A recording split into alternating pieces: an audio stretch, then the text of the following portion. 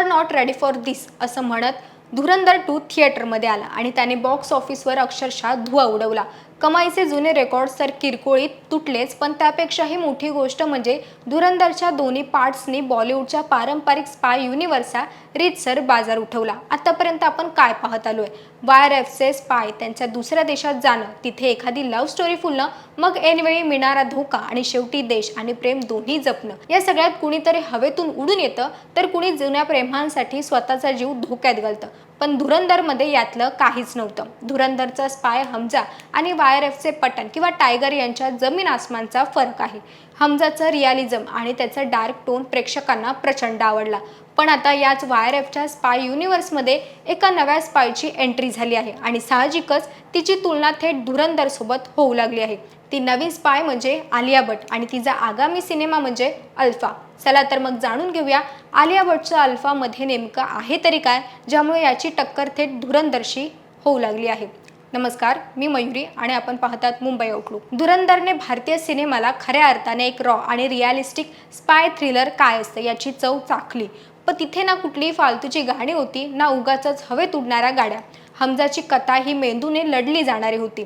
दुसरीकडे YRFच्या स्पाय युनिव्हर्समध्ये गेल्या काही काळांपासून एकसारख्याच फॉर्म्युला कथेचे आरोप होत आहेत. टायगर 3 आणि पठाणमध्ये ॲक्शनचा ओव्हरडोस असला तरी कथेच्या बाबतीत प्रेक्षकांना काहीतरी नवीन हवं होतं.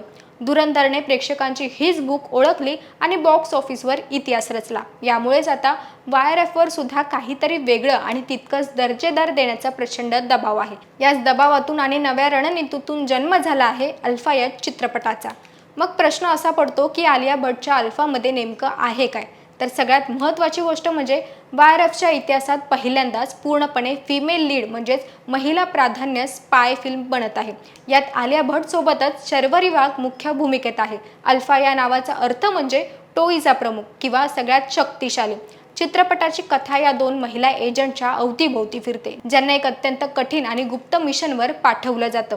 हा चित्रपट जुन्या स्पाय चित्रपटांसारखा फक्त ग्लॅमर नसेल, तर यात आलिया भट्ट अत्यंत डार्क आणि आक्रमक रूपात दिसणार आहे. स्वतःला सिद्ध करण्यासाठी तिला कोणत्या थराराला जावं लागतं ही या सिनेमाची कोर थीम असल्याचं बोललं जाते. आता मुख्य मुद्द्यावर येऊया. अल्फाची तुलना धुरंधरशी का होते?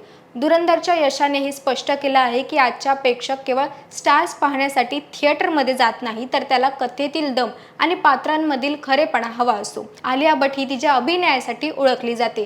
राजी चित्रपटात तिने आधीच एक महिला गुप्तहेराची भूमिका चोख बजावली होती, पण अल्फामध्ये तिच्या समोर धुरंधरच्या हमजाने सेट केलेलं बेंचमार्क मोडण्याचं मोठं आव्हान असणार आहे.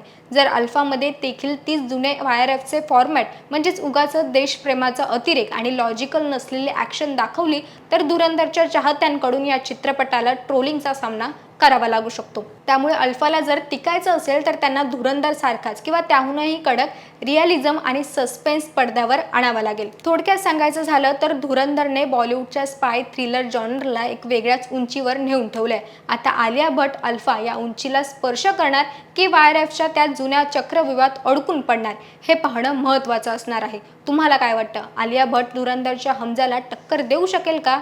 आणि अल्फा बॉक्स ऑफिसवर धुरंधरचे रेकॉर्ड तोडेल का? तुमचं मत कमेंटमध्ये नक्की कळवा.